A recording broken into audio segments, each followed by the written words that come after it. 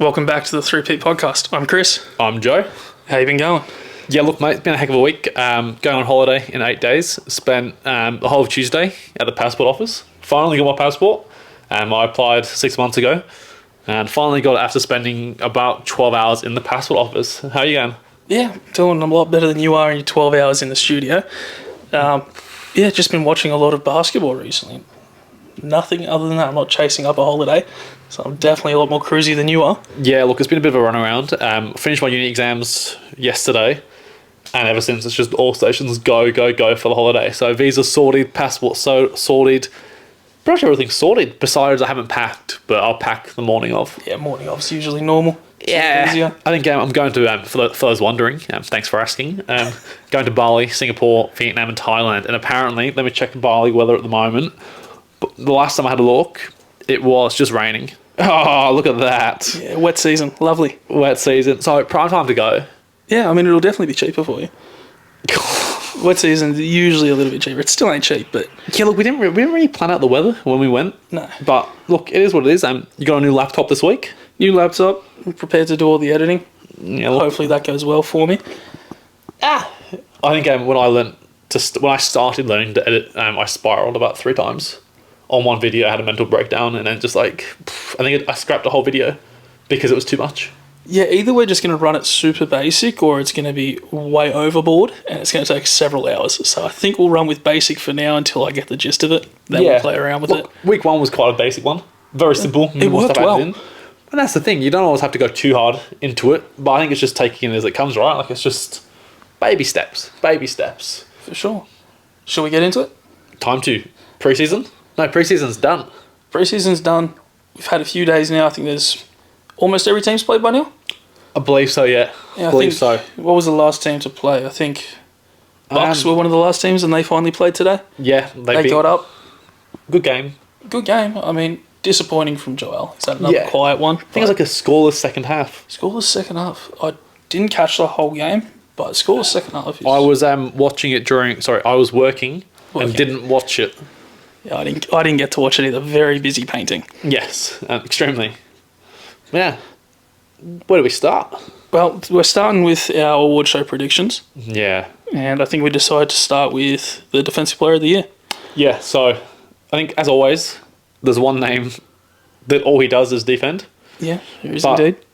So what we're going to do when we do this, we're going to do our favourites and also a dark horse who we think would be like a dark horse to win the awards, just to spice it up a little bit, because obviously with some of them, the favourites... We were talking earlier, what did you say about players winning awards? They don't deserve to. Okay, I'm not a big fan of winning the most improved when you're expected to improve. Yeah. Being Ja Morant, Rookie of the Year, you make the next jump, but then you're an all-star, and for some reason we wanted to pretend that we're surprised that he's good. Yeah. I'm not a fan. You should not be making that jump as you're a top 3 pick in the draft. You're meant to be good. Yeah. You're not a sudden, surprising, improved player. I don't know. Well, no, I'm kidding. He doesn't. They don't deserve to. You're right. The players, when we get to it, the most improved should be the one where you go, wow, that's an impressive... you shouldn't be this good, effectively. Or we shouldn't be able to predict the most improved. It should be holy shit, this guy's having a great season. Yeah. Where did this come from? I think jumping ahead just slightly for a second is we saw the odds, and Anthony Edwards is the favourite to win most improved. He won't be getting the pick from us today. No. So, do you want to do dark horse first or favourite? I think we go favourite and then dark horse, and then we'll change up the awards. Sure. So, do you want to start us off? Yeah. So my favourite for Defensive Player of the Year is Rudy Gobert. I think how many times has he won it now? Let me have a look. I think it's like 2 or 3. I think 2 years in a row, potentially a third. Yeah. Where are we at? Yeah, 3 times. Was it 3 in a row as well? I don't know. I don't know if it's 3 in a row, but 3 times. Which it wouldn't surprise me if it was 3 in a row. He's a phenomenal defender. What is good is he's the perfect example of know your role. I think... Wait, who do you have before we go any further? I have Bam Adebayo. I think it was time... It is a little biased, but I think it's time that everyone does wake up and see there are only certain players in the league that can guard 1 through 5. And in my eyes, he does it the most efficiently. Yeah. What he provides offensively is a little better than Gobert, but we're talking about a defensive. Yeah. So that little offense is not going to matter in this award. So I think both are a pretty strong pick. Yeah, Rudy Gobert offers nothing offensively, although He's doing okay. He's only played one game properly with the Timberwolves. He played all right. Yeah, I mean, Miami had one game and Bam played terribly. Yeah, Defended well, but offense didn't give us anything. He just doesn't shoot enough, and the shots he does put up weren't good looks. Let me have a look. Because I want to have a look, because Rudy, I think he's taking more shots now at the moment than he did previously. So when he was at Utah, they just weren't letting him shoot as much, which fair enough, because... Well, he probably shouldn't be shooting in Utah. Yeah, but what? He got 23 and 16 in his first game for the Timberwolves. Yeah, that's a phenomenal debut. Is against Oklahoma, though. Yeah, so we almost don't even count that. Look, it's a nice debut away from home as well. Yeah. So it's a nice play out for them. Yeah. Okay. Who's your dark horse? Ben Simmons. Okay, I like it. I like Ben Simmons as a dark horse. Ben Simmons. And I'll tell you why. You mentioned at one point, 1 to 5. 1 through 5. Who Massive. do you have? I have a bit of a surprise. I have Scotty Barnes. I think Scotty had a phenomenal rookie year. Yeah. And he defends incredibly well. Okay. I think the size of him, the speed of him, I think he will move into those 1 through 5 guys. I think he can. I really think he can step into that range. I don't think he's big enough. I think he is. Like, surprised. He's big. He's not like a center big. Yeah. But he is that little bit small, which makes him that little more sort of... Yeah. What would you call it? Agile? To be able to guard the guards a little bit better. Like PJ Tucker, but more skillful in terms of body-wise. I'm taking... Yeah, kind of. Like that sort of size. He's a little... Like, he'll fill out. I mean, look at a photo of him now. Like, yeah, he's not skinny. I think he is built enough, and he's skillful enough to defend the perimeter well. Yeah. And he sort of marks up on the big guys with decence. Yeah, I think the reason why I see a Bam and a Ben, they're quite similar, right? About 6'10", 6'11", and built. Yeah. Like, they are physically built long. Scotty Barnes, he just looks like a bit of a meme. He's very good. He just looks like he's always having a good time. You're getting a bit distracted by the size of his forehead, but the rest of his build is phenomenal. Yeah. Look, I it is a dark horse pick. I'm not picking the guys that are meant to be good. I think he's going to step into that caliber. Where, look, I'll be impressed if he gets a mention all year. Just at one point and they say, he could be in the running for it. Yeah, the reason why I said Ben Simmons, I think after a year off, people are going to forget how good he is. Like similar to Rudy, he's not going to offer you much on the other end, but defensively, he will do well. All right, should we go on to 6 men of the year? Let's move on to 6 men. I think we'll have similarities as you browse your eyes over at mine. I have my favourite. I can't read that Malcolm Brogdon. Brogdon. I wanted to pick Brogdon, but I didn't. Who'd you go with? I went with Christian Wood. Christian Wood is coming off the bench this year. Do you reckon he's going to stay coming off the bench? I don't think so. After their first game, he dropped 25 points off the bench. It was effective. It worked out. They ended up losing that game by a few points. Yeah. He's getting closing minutes. He's getting minutes with Luka. But coming off the bench, it does provide that spark plug that they need. Yeah. They don't have anyone off that bench to come out and score for him. Yeah. So they need someone with that second unit that can do it, and I think he is the answer. Yeah. I think interesting. I went with Brogdon just because I think Brogdon's like a safe shout, right? He's in Boston. He'll do well. Brogdon's a starting guard in a few other places. Yeah, like he'll do well. But the reason why I question Wood is I think eventually Dallas are going to keep throwing all of the eggs in the basket and just shaking it up a little bit, and they're going to rotate through the lineup so much. And you say scoring on the bench, and I think Jaden Hardy. Remember that name for the Dallas Mavericks? Hardy. Okay, I'll remember the name. But I've been big on him. How many games do you have to come off the bench for to be considered in the 6 man? I don't know if there's even a criteria. I'm 90% sure there is a criteria if you have to come off the bench for a certain amount of games. Because I think it's probably off the bench for about 40 games, I think. Somewhere around that mark. If you're coming off the bench for half the season, you can win that award. Let's have a look. How many games do you need? They need to play it off the bench in more games than he did as a starter. Well, I think there's a good shout that he does come off the bench for more than he starts. That just seems so like...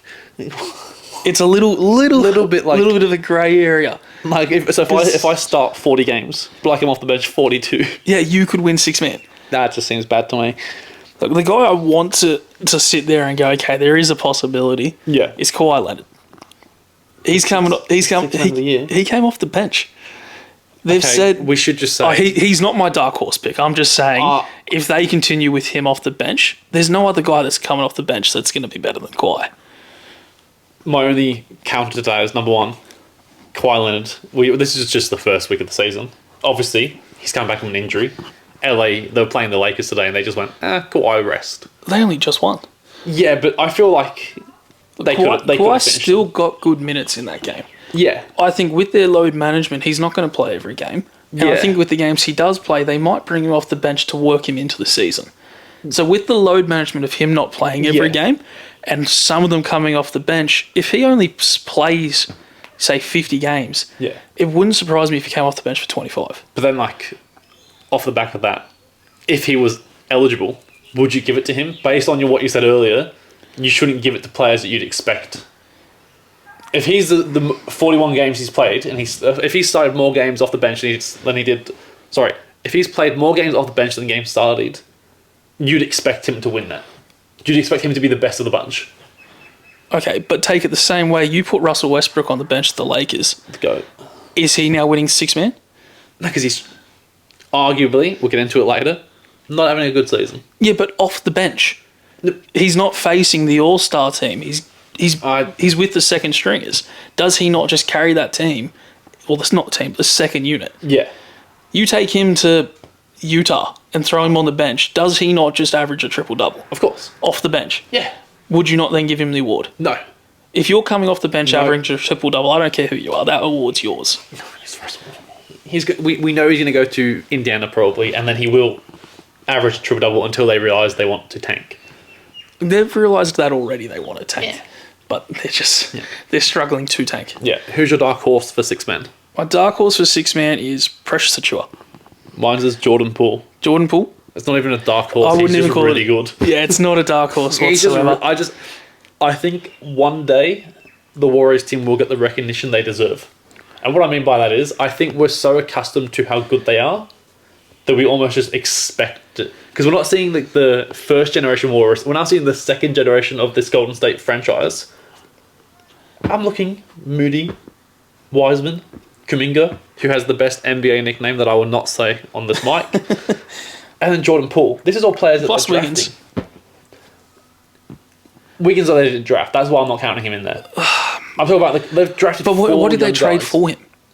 D'Angelo Russell, which they wanted rid of anyway. No, because they got him in the KD sign and trade. Because KD did him a favour on the way out. Yeah, so they did a sign and trade with Brooklyn. Yeah, but would you not say that they've built Wiggins into who he is? Everywhere else Wiggins have been, they've expected a lot more from him. They've brought him in and just gone, look, you're with 4 All-Stars. Yeah. Just do your thing. Play your game. Coming in, the reason is his nickname was Maple Jordan because he's from Canada. And when he went to the Timberwolves, he was expected to be this next great thing. But he's not going to be the MVP of that team, but he'll be a good second, third option. Yeah. Why have you gone Precious? Have you just gone Toronto Raptors for your rogue shouts? Not for the 2 for 2. No, 2 for 2 on this one. But look, we drafted him in Miami. He didn't have the fit with us. He's gone there and he's done absolutely nothing last year. Yeah. Now he's coming off the bench, and from every minute I watched in preseason of them, which wasn't a whole lot, and the minutes I did watch in their previous game, he looked impressive. He's coming off the bench. There's no one. That team does not have depth. Yeah. So they've got no depth. Here's a question. We play fantasy together. Why is he not on your team? Oh, because I don't think he's good enough to be in my team. My team's phenomenal. And I don't... You've seen my team. You want half my players. Let me tell you players on your team. Whilst you keep going, I'll find a player that's in the team that you can drop to Precious. Yeah, you find them for me, which I can already tell you the answer. It's Kelly Olynyk. Kelly Olynyk's dropped in a second for Precious. But the whole reason I'm not taking Precious right now is... Darius Blaisley? No, Baisley's getting good minutes. Baisley's in while Chet's out. Someone will want him eventually. Patrick Williams? He's still young. Pat Williams has the start. Still there? He's not great, but he has the start. There's one name who I think we should just give a quick shout out is Bobby Portis. Bobby was on my list. I took Bobby off for Precious. Really? Okay, that's fair. I took Bobby. Bobby was my dark horse. I took him off for Precious just because I think Toronto has less options off the bench. That I think he will get a bit more of the spotlight. Yeah. So he'll have a bit more opportunity to show everyone what he can do. Yeah, no. That's the only reason I think he's going to have the minutes off the bench. They need the centre depth. Yeah. They're not a big team. They are a bigger team, but they don't exactly have a centre that's just this massive unit. They've just got big guys. Yeah, so see how it goes for him. All right, moving on. Rookie of the Year. Now, there's one name that I'm going to put as my dark horse, but it's not really a dark horse. But who have you got for your favourite? You've got Paolo. I've got Paolo. I don't think there's a world where I don't sit there and say he is the favourite. Yeah. I backed him to go number one when everyone thought it was Jabari. I put that in the chat a few hours before the draft. Yeah. Put money on it on the draft, and the second he got drafted, I then put money on him to be the Rookie of the Year. Fair. I've gone Keegan Murray. That is a solid chat. If it's not Paolo, he would probably be second, third favourite. It's just a toss-up. Well, it's not really like Paolo is the favourite, but I think you never know what happens with these Rookies of the Year. Like, if I told you this time last year that Scotty Barnes won Rookie of the Year, you'd be questioning it. Scotty won it because he was the most consistent throughout the year. Yeah. And I feel like Keegan Murray has the potential to average 18. I feel like he does. On that Sacramento team? He is also coming off the bench at Sacramento. That's the reason I doubt him. For how long, though? That is where I question the most. I don't know how long he'll come off the bench. Yeah. It wouldn't surprise me if their fucking second game of the season, he's back in the starting line. Well, he was off because he had COVID. So he's back now with the team. But if I look, okay, if I'm Sacramento, how many games into the season? Nah. Based on the ESPN depth chart, he's starting. They're listing? Okay. But that's because, he was off because he had COVID. Yeah, the most recent I saw was him on the bench. Yeah. But that might have been because he's got COVID. But even then, how many games would I give Harrison Barnes over him? It depends what the Kings are trying to do. I think they're trying to make it into the play-in and try and make a push for a playoff run. Not that it will be a great one, but for a franchise that's never made it, that'd be massive for them. Decent. They just brought in Sabonis. De'Aaron Fox played phenomenally in his first game. Yeah. And if Keegan can step in to be that third man, because they're not going to be asking him to be the number one guy. No, they'll ask him to average 18, which I think he can. Yeah, if he averages 18, 6 and 2, they're solid numbers and the team's good, that's enough to get it. Yeah, I'm telling you, that's something. I think Paolo will have more standout games. I think Paolo will just average better statistics, but it won't lead to better basketball. Yeah, eventually, I feel like he's going to get that shelf treatment where they're going to go, okay, Paolo, and you're shut down for the season.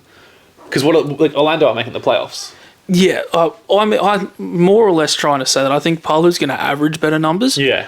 But his averages won't lead to wins, where Keegan's will. Yeah. Keegan getting you 18 and 6 and 4, leading the team to wins and making it to playoffs, is more important for the team than dropping 28 and 10. No, of course. 28 and 10 is great as the stats are, but if your team's not winning and you're not leading to win basketball, how far does it get you? I think, interestingly, Magic traded the first round pick for next year to the Bulls, projected top 4, which I think, if I'm them, I'm tanking. I think they'll tank. They'll tank. Look, from memory, I had the wrong conference. I had Magic coming last. Yeah. In my predictions. And that's what I think. I think they're going to get to a certain point. They're going to go, Paolo, shut down. If rest. They've only got a protection on top 4. Yeah. Yeah, so they're going to want to run bottom 3 to secure that. Yeah. Which is likely to happen. And for them to do that, Paolo's going to have to. They're going to just Franz Wagner. They'll play Bol at the start. Yeah, you'll get to 60 games in and you'll see Bol in the starting lineup and you'll know it's tank season. Who's your dark horse? You have Keegan Murray. No, I don't have Keegan Murray. I have a guy that I know you love. Jalen Duren. Jalen Duren is my dark horse for Rookie of the Year. Do you want to tell him? Just quickly, I've got Jaden Ivey. It speaks for itself. Teammates. Speaks for itself. I think Ivy is going to end up like a budget Ja Morant within a year or two. He'll be a budget Ja Morant. Watch. I don't even think within 2 years it's a budget. I think he makes a name for himself. But that's the player that I watch and I go, he reminds me of him. Yeah, but you do the same with Ja and go, oh, that reminds me of DeRozan. Not DeRozan, but D-Rose. Yeah, before the... Yeah. But they're both just a short ankle injury away from see you later. Go on, tell me about... For those that don't know, I've tried to... With no one besides you and I, Darren's a player that I've been hopeful. Trying to trade for in our fantasy comp. Hopeful. Not necessarily having a chance at getting him. We've run a taxi squad where I basically can carry him in my team for 3 years without it affecting my live roster. and I have no intention to force his way out of that 3 years. I think he blooms into something quite special. His first game off the bench, 22 minutes, 14 points, 10 rebounds, a steal and 2 blocks, I believe, were the exact statistics. Have you got them written down? Well, not only do I have them written down somewhere, but he also broke franchise records for them. The youngest player to ever record a double-double, and that's off the bench. 22 minutes, I think that's pretty good for him to move into the starting line. My only issue with this is first opening game of the season is always a bit inflated for everyone. Look, and also, when teams like Detroit play equally bad teams like Orlando... It was against Orlando. And it was the opening. But my point is more being the same with it. We're picking a dark horse here. Of course. He's not a favourite. Even if he just gets a shout throughout the season, I feel I've done well enough to say this is a guy to look out for. No, that's fair. That is fair. I think similar vibe of Jaden Ivey's going to have the platform to do whatever the heck he wants. They're on the same team. And he's just going to do well. My more point is if Duran can get into that starting lineup early enough into the season with good minutes, there's no reason he can't sit there and go, fuck, I can put up better numbers this with more minutes. Yeah. His efficiency was through the roof. That's true. Doing that efficiently in low minutes, give him more minutes against harder players, and he probably puts out similar numbers. Yeah. You know, Mitchell Robertson for the New York Knicks has the highest field goal percentage in the NBA history. Interesting fact, because most of his shots are dunks. Yeah, genuinely, all he does is dunk. It would make sense. I think it's like 70% for a season. That is incredible. Because that is good trivia knowledge. Yeah, I'm just a Knicks fan. Okay, what do we have next? So I think our Rookie of the Year shouts, nothing really crazy. Most improved. I think we're going to have the same people here. I've got Tyrese Maxey as my favourite. I don't. I have Keldon Johnson. So, Keldon Johnson is my dark horse. That's not a dark horse, man. It is. I'll tell you why. I'll justify. Who's your dark horse? My dark horse? My dark horse is a bit of a stretch of a dark horse. So you go first and then I'll tell you. Tyrese Maxey, I believe, will be the second option for the Philadelphia 76ers scoring by the end of the season. I feel like Harden will facilitate more and he can lean on Maxey more for the scoring. He's taken him under his wing. I think he's going to slowly bridge into the second scoring option. And they'll get it. Okay. I'm not against it. Now, my issue with most improved is over the last few years, the caliber of player that has gotten that award has made their first All-Star appearance. True. And it's hard for me to look at it and go, Harden's getting a spot, no doubt. Yeah. Embiid's getting a spot. Yeah. Do they have a third All-Star? No. If they do, the odds are that it's Maxey. Yeah, let's have a look. So I don't hate the shout. I do think there's a good possibility of it because he is going to take a jump. It's just how big is that jump? Yeah. Last year was Ja Morant, then Julius Randle, Brandon Ingram, Pascal Siakam, Victor Oladipo, Giannis. How's Giannis winning most improved? Every single one of those made the jump into an All-Star. Yeah. I do think Maxey has to make it into the All-Star appearance. The only way he gets that third All-Star is if they're the top seed. If they're top, which I predicted they are. Yeah. If they're top seed, he's an All-Star. Yeah. Tobias Harris, sorry, it's not your day. Yeah, I can agree with you. Now, the argument I just made for Maxey is completely different to Keldon Johnson. Yeah. I don't think he has any chance of making an All-Star game. Yeah. I just think he is going to put up stats. He's on a San Antonio team. There is no one else there. Just vibing. They're just vibing. The option for me for the winner of the most improved was going to be between Jakob Poeltl and Keldon Johnson because one of them is going to put up numbers. Yeah, I think Keldon Johnson's got more of a chance. I think Keldon Johnson's also in that age bracket of players they'd like to give the award to. Yeah. And come All-Star break, there is going to be injuries. Yeah. And if Keldon's putting up 28, 8 and 6. Will he get the sympathy vote? Does he get the sympathy nod of just going, yeah, you're putting up numbers. We got 4 injuries. Yeah, we can throw it. Depends how many, because there's definitely 12 players in the West. Oh, there is probably about 16, 17 players over him. But do they? Is it a little make-a-wish situation? Maybe, but if he's putting up the stats, I think there is a world where he does get that nod. And I think fair. that the jump in stats alone might be enough for him to get that award. I think he's just going to be very inflated because he's on the Oh. San Antonio team. But when you go back in 5 years from now, look back at the jump in his stats, you're going to sit there and go, oh, shit, that's because he was on a terrible team? Or you're just going to go, fuck, he did make a good jump there. That is true. The history books are myself. You jump to any year from 20 years ago of a guy that won most improved. Yeah. I'm not going to be able to sit there and go, oh, okay, yeah, he was on a terrible team the year before. Or he Yeah. got traded and got into a better situation. Yeah, some of these names who've won most improved. Wow. Yeah, I predict him to make quite a big jump. Yeah, fair. That's why I'm not going to disagree because I've got him as my dark horse. Just because I don't think anyone that's in San Antonio should be a favourite to win any award. Well, that is incredibly fair. But I feel like he has a good shout for it. I thought he was as soon as DeJounte got traded. Yeah. My dark horse, Here we go. Here we go. If he's a you Miami player. it's not a Miami player. Do you want to read out those previous winners? Okay. Starting with Giannis. Giannis, Oladipo, Pascal Siakam, Brandon Ingram, Julius Randle, Ja Morant. Now, there's one thing all of them have in common. At the time, they were leading their team. Yeah. They were running it. They all made the all-star team. And the guy I've got is De'Aaron Fox. I think he makes that jump this year. Now, I know he is a top player, but he has been slept on for so long. It is so confusing. What Ask me what? Why? You start by saying any player that would be a favourite to win it shouldn't win it. Because coming out of college, De'Aaron Fox was very highly scouted.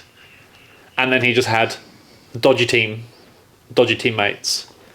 So am I surprised that he's doing well? No. No. No. Is it nice to see? Yeah. But am I surprised? No. But I'm saying, look, the favourites to win right now, if you go into the betting odds, his name's not even there. Yeah, that is true. There is no reason he should be winning this award. Yeah. But I think there is the chance that his numbers are so inflated, he makes an all-star team, that there isn't a world where they don't consider him. That argument is understandable. That's not a name that I expected to hear. No, it's not. It's not one I thought, oh, you know what? Yeah. Would you consider him to make an all-star team? Of No. his previous years? No. But if he makes the team... Even this and year, no. If the Kings are up and they make the playoffs this year, led by... If the Kings make the playoffs this year, I will let you tattoo my foot. I'm that confident that the Kings not play in playoffs. If they win the play-ins and make it into the Yeah, playoffs? as long as they're the 8th seed, I will let you. So but what if they're the 10th seed? As long as they make it into the playoffs, as long as they're in the first round of the playoffs against the first any seed, I will let you tattoo my foot.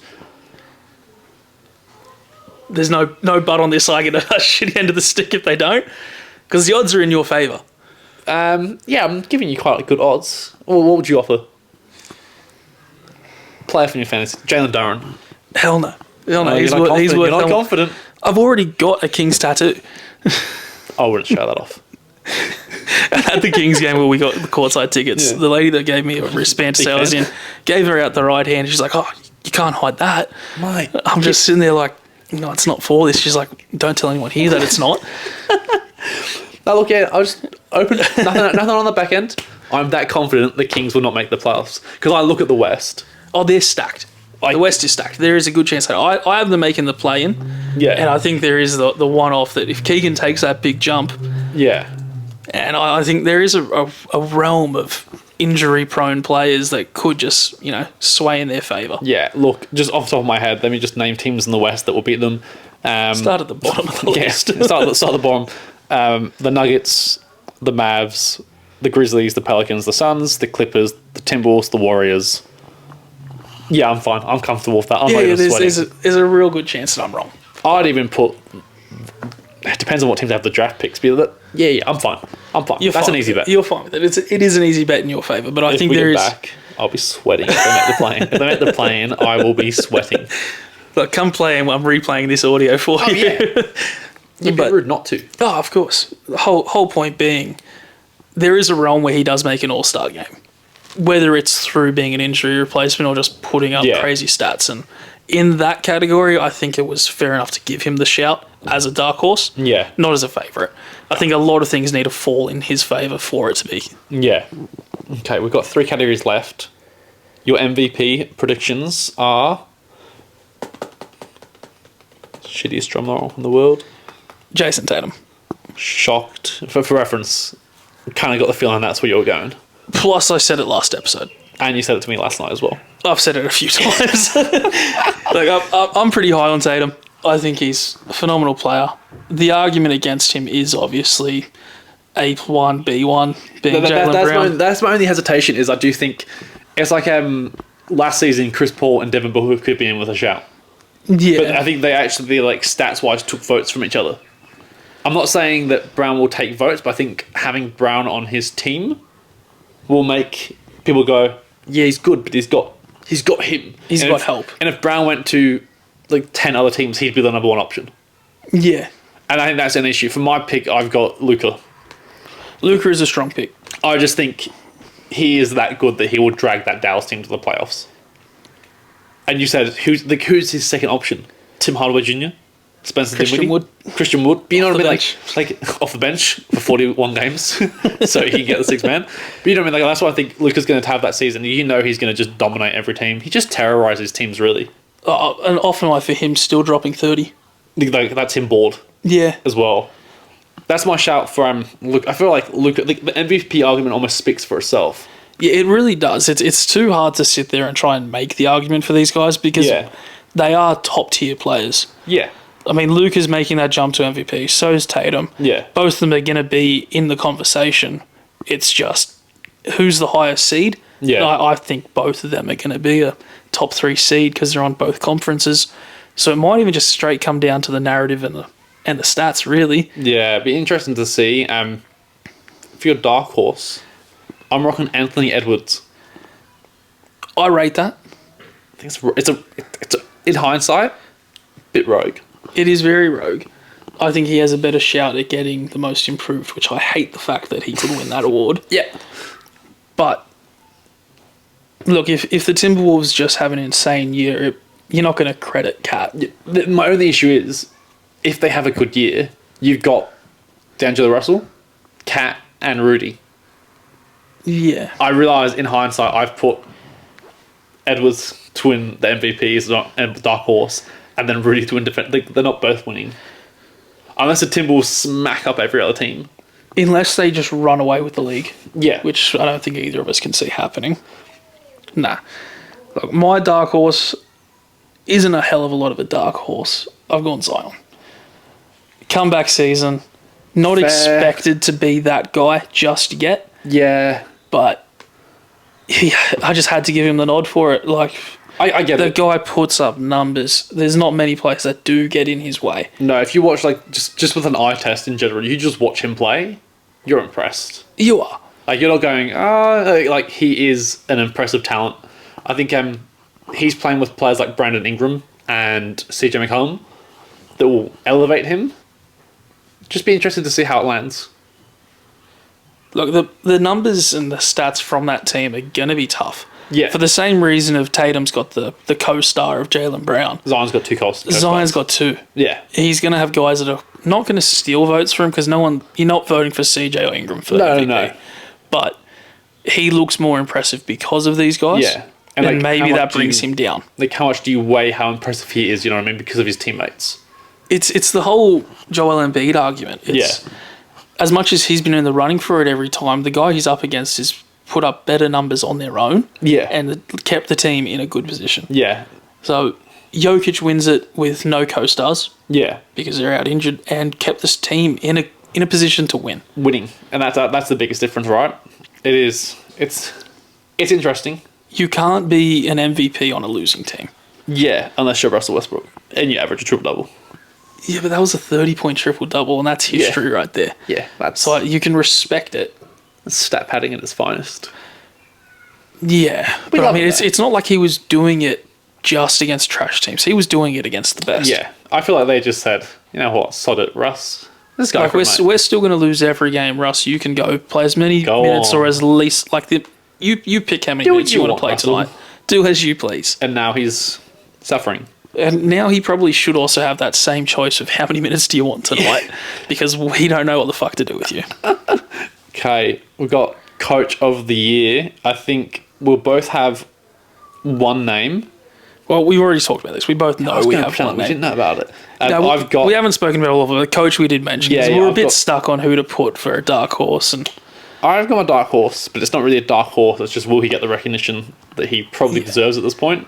do you want to start with dark horse for this one? Yeah, go for it. Who you got? For dark horse, I've got Joe Mazzulla. And that's who I have for my favourite. Yeah, that's the Celtics coach, interim coach, with all the Ime Udoka situations Yeah. going on. Probably similar vibes. We just think He's if going to they do be. well. He's coaching a good team. They're going to be good. It's just, does he get any recognition for this team still being good? yeah, Or does it go to someone that's taken an average team and because of his coaching brought them into a good team? yeah. So- It's for my dark horse. I've got Steve Kerr. Yeah, it's a dark horse, but it's also not. It's not a dark He's a- horse because he's a his championship team will coach. shock you. It's just for so many years the Warriors has been they can just shoot. Will it last? And here we are, 8 years down the line, and now he's bringing in these new players to fit his system. They've been quoted. I think Klay Thompson said their whole style of playing is like Barcelona's football, tiki-taka, pass and go, and that's from Steve Kerr. Yeah, and I think sooner or later an option will open. like sooner or later he gets the recognition of we just go, okay, he's not just got good players, he's got a good coaching style and a good system. He's a player's coach. Yeah, and you got to respect him. The guy wins. Wins as a player, wins as a coach, but also like I think he's implementing that now because you see like we talked about earlier, Moody, Kuminga, Paul. This is the next wave coming in that style, and if they fit it, they play. It's as simple as that. Who's your favourite? I've gone to a little theme today, and I'm starting to realise it. Is it? Let me guess. You've already said the Boston Celtics. Is it Miami? Eric Spoelstra? No. Is it worse? It is worse. It's Mike Brown from the Sacramento Kings. I just want to before anything, Chris has a few Sacramento Kings players in his Two. team. I do think it's heavily influencing him. It is. There's it a lot is. riding on his fantasy team's future on the Sacramento Kings. I wouldn't say a lot. I think there's a tattoo on the line. As and this was before we had talked to do. Look, I think there is that possibility that this team does make it to the playoffs for the first time in history, and you're not going to credit the team. Not the first time. They've made playoffs before. Not in my fucking memory. Yeah, true. I mean, it's probably, How long has it been? I think the last time I visibly remember was when they played the Lakers. Let's have a look. It's probably been at least 15 years. Yeah, that's all right, but 15-year drought. If he's the coach that breaks the drought. The Kings have gone through a fair few coaches in the last few years. Like, fair few. let's have a look. You keep going, and I'll find this. There's not a whole lot to say about him. 2005. I was 2005. Yeah. So what's that? A 17-year drought. Yeah. And what was their record in that year? Probably lost in the first. They lost at the Spurs. Yeah. Okay. Well, the Spurs went on to do pretty well that year, from memory. Yeah, they lost to Dallas in the second round. Yeah. But this was the Spurs coming off Didn't the year Dallas win? before. Miami. It's when you won. 2006. Oh, 6. Okay. I thought you said 6. 2005. It was 5-6. 5, 6. All right. There you go. Yeah. I feel like Mike Brown is probably the last person that I would think. Look, he's more of a dark horse than a favourite. Yeah, I feel like it should be the other way around. Yeah. I mean, it probably should have been. In hindsight. My other shout was going to be Ty Lue. Okay. Ty Lue, I feel like the Clippers are good. Ty Lue gets a bit of recognition for helping construct that, bring them together and keeping them healthy enough through his load management. Yeah. Oh, do you want a good bet for NBA Coach of the Year? The favourite on this website? Who? Ime Udoka. That's not worth your money. That's not updated. That is a I don't think that's old paid. website. Should we go into a couple of the other awards that we've written down? I think, yeah, look, We've only written one. most disappointing player. Who is your favourite for that award? Pat Bev. Pat Bev. I Why? think he is a shocking pickup. I think the Lakers were bad enough as it was, and Pat Bev does not help that. They need shooters. They Yeah. don't have shooters. They brought in a guy that is known just to be a menace and a pain in the ass. Yeah. Yes, he brings some excitement to the team, but I think Westbrook is the scapegoat of this team. Yeah. He's the scapegoat. Everyone knows it. Can't even deny that he is. I think he even recognises he's that done with he's it. copying it. It is what it is. But I think he does get traded. Yep. And he ends up doing well on another team, and then the Lakers are still shocking. Yeah. And someone's got to go, oh, fuck, who do we blame now? Yeah, he'll And go it goes straight to Pat Bev. Yeah, that's fair. For my favourite, for my most disappointing player, I do have Russell Westbrook. Yeah. Now, let me tell you why. It's not because of him. I just think that LA, if you watch Russell Westbrook OKC highlights, what is Russell Westbrook? Let's strip it back. Athletic, power, speed, aggression, not always tactical. He's a bulldozer. And this LA team have pretty much taken the ball out of his hand and expect him to be what he was. He has no fun anymore.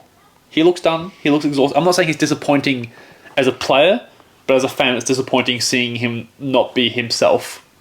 Like you said, he does get traded. When he goes there, you're going to see Russell Westbrook. He'll be dunking. He'll be screaming. He'll be averaging like 28, 8, and 8 with no expectations on him. And that's when he'll turn it around. But until then, it's just going to be tough. It's tough to watch. Look, until then, he is the favourite by far. Look, it's even stupid to put Pat Bev above Russ right now. Yeah. But I think there is a better chance that Russ gets traded than he doesn't. And for that reason, I've gone the Lakers are still going to be shocking. Yeah. And they're going to have to blame somebody. Yeah. And I think the easy option is to blame Pat Bev. Yeah. He shoots it just as bad as Westbrook, if not worse on some nights. Yeah. Who's your dark horse? I didn't really have a dark horse. I do, but I don't have one completely. Yeah. It's Ben Simmons. Fair. I feel like... You explain why. I'll handle it. I don't see there being a world where he is just average. I think even if he is just average, it's either he is back in his all-star shape. Yeah. He is a 1-through-5 defender. He gets to the lane. He assists. He rebounds. I think that Nets team need him to score. Yeah. Via layups, cuts, and shooting. Yeah. Whether it's just putting in a corner three, whether it's just him actually being viable enough to put up a shot and hit it, not at a consistent rate, but enough to go, okay, we can trust that if he is dead open, we should make that pass. It's kind of similar. We talked about Bam Adebayo off air. Yeah, look, Just like be enough of a threat. not even. I don't even look. He's never going to be a threat from three. Yeah. He's accepted that. Everyone's accepted it. Yeah. But enough that it's gone. You leave him dead open. The right play is to give him that shot. Yeah. So for the reason of I don't think he lives up to that. I think there is a realm that he is one of the more disappointing players. If the rest falls off slightly, if he is just average, that in me is pretty disappointing because I have high expectations for him. Yeah. So I think if he doesn't reach my expectations that I'm setting for him, I'll be disappointed. No, understood. I think for me, I've gone with Jalen Brunson only because as a Knicks fan, it's not that I think he'll be disappointing as a player, but there'll be one thing that will always be brought up is he Donovan Mitchell? That is what's going to be the story of the whole season is should we have got Donovan Mitchell over him? Obviously, player for player, yes, but what we would have paid up for Donovan Mitchell? No. Don't do it. Don't do it. Don't New York. Hold on, because the Jazz were going to rob us of everything. That is a fair point. Like I saw very similar arguments for Lowry today. Yeah. After our loss yesterday, there was the same argument of going, was it really worth getting rid of Dragic and splitting up this team for Lowry? Yeah. No. Splitting up the team for a player is never worth it. Like if Donovan went to the Knicks, he would be the best player on that team. But everything they've done to try and just refix that team, just to be able to actually be in a situation to get Donovan, all the work to be there, is thrown away. Yeah. Now look, it's fair enough. Well, that's it for our player awards. We'll move on to our next segment. What's it going to be? Yeah, our next segment is called Let's Overreact. Where basically we're going to take a few snippets of what we've seen so far and just overreact a little. Not by a fair bit, but more or less just a hot take and give each other's opinion on it. Yeah, just that opening day bias. All right, let's get into that. So the first one this week is the Knicks should have traded for Donovan Mitchell. My heart says they should have traded for him, but my head says it was the right call not trading for him just because of how much we would have given up to get him. What do you reckon? I tend to agree. I really do. If they did too much, wouldn't have been worth it. All right, moving on. Philadelphia 76ers is no longer Embiid's team. It's now Harden's. I disagree. I think Embiid is the best player at the end of the day, but will he be consistent? That is a question, but I do think he's an MVP candidate every season. I do agree. Next one. Warriors don't win without Draymond on the team. I believe Draymond Green can leave that team and they will win a title again. I think he's got 1 year left in his contract. He goes to the Lakers, as everyone talks about, and they still can win without him. I do agree with that. That's pretty dead on. Yeah. If Kawhi continues to come off the bench, the Clippers aren't a contender. That's nonsense. Kawhi's not coming off the bench after 20 games. But if he does. There's no world in which Kawhi Leonard comes off the bench for more than half of the season. I tend to agree. Yeah. Miami won't make the playoffs without a third star. You will, because on paper you have a third star, but they're just not that good. Kyle Lowry's... Like, you've got Jimmy and Bam. You've got Kyle Lowry, he's won a title on his own with Kawhi, but he's proven. I think you make the playoffs. Currently constructed, yeah, easy. Okay, fair. I tend to think that there is a realm where we fall out. Just if that third star of Lowry or Hero isn't performing the way we need them to. If they're not playing like a third star, then we struggle. Understood. But I think Miami've got it. Yeah, I just with the East being so built, there is a realm we fall off. Yeah. Okay. This one's a bit more of a hot take. Jokic will never win another MVP. Oh. Never. Never. I agree. Reason being, I'm seeing the players coming into the league, and Victor Wembanyama, he's going to win it in like 6 years' time. I look at Luka, Devin Booker, Tatum, Zion. Yeah, I don't think he is. I think voters fatigue is a real thing. Yeah. After 2, he's already fallen out of the conversation for this year's. I don't think he comes back into the conversation. Like too many other guys. Realistically, during 2010 to 2020, LeBron should have won it every year, and he didn't. So I think, yeah, you're right, voters fatigue. Okay. LeBron won't win another championship at the Lakers. I agree. At the Lakers, no. I don't think they're trash. Yeah, I agree. They're trash. Utah Jazz are still too good to get a top draft pick. I think, and I saw something quite interesting, that the odds of Victor going to one of those bottom 3 teams, I don't think he goes to a bottom 3 team. I think he goes to a team that's got like a 2% chance of winning him. But Utah will not be, until they trade Jordan Clarkson and Mike Conley, they're too good. Yeah, I agree with that. Ben Simmons needs to shoot more for the Nets to have success. That's a fact. Yeah. I don't think anyone can. I think Ben agrees with that himself. Ben, if you're listening, subscribe. All right, and last one. The Nets will be the next team to blow it up. Sorry, my bad. The Suns will be the next team to blow it up. No, I disagree. All they have to do is move off Chris Paul. But they've just signed him to a big contract. No one's going to trade him. They're riding out with Chris Paul. They're not blowing up Booker, Bridges, Cam Johnson. Ayton will go, yeah, fair. But losing him won't be a blow up. What do you think? I think if there's going to be a team to blow it up, it will be the Suns. I'd arguably put the Nets above it. I think they'd just ship off KD and Kyrie and just call it a day. Yeah, there is that one for it. They just lower their expectations for KD, call it a night. Get someone decent. Get some young players. Just talk to Utah. Yeah, there is that. Well, that's it for the. That's it for the hot takes. Well, next week I'll bring mine. Probably Nick's bias in them. There will be some biases throughout the time. Of course, but if you guys have any ones that you think would be good for us to talk about, put them in the comments below. I think Mickey D, if you're listening, let us know what you think about Walker Kessler being the first Utah Jazz player to get a triple-double. No, double-double. I'm keen to hear. I am too. Anything else you want to touch on? I think that's it for this week. Obviously, the season's just started. We're only 1-2 games in. So by the time we come together next week, there'll be more to talk about. Yeah, we can go in a bit more. It's hard to pick up the games when it's the first game of the season because everyone's getting inflated numbers because it's just opening hype. once the dust settles a little bit, it'd be interesting to see where everything lands a little bit more. What about you? Yeah, no, I agree with you. I think next week we'll definitely have more to touch on that's going on live in the NBA. Yeah. I don't think there's going to be any major breakout trades, but it wouldn't surprise me if there's an injury somewhere in there we can touch on. Do you think Anthony Davis will still be playing this time next week? I think he'll be playing. I think he'll miss a game in between then.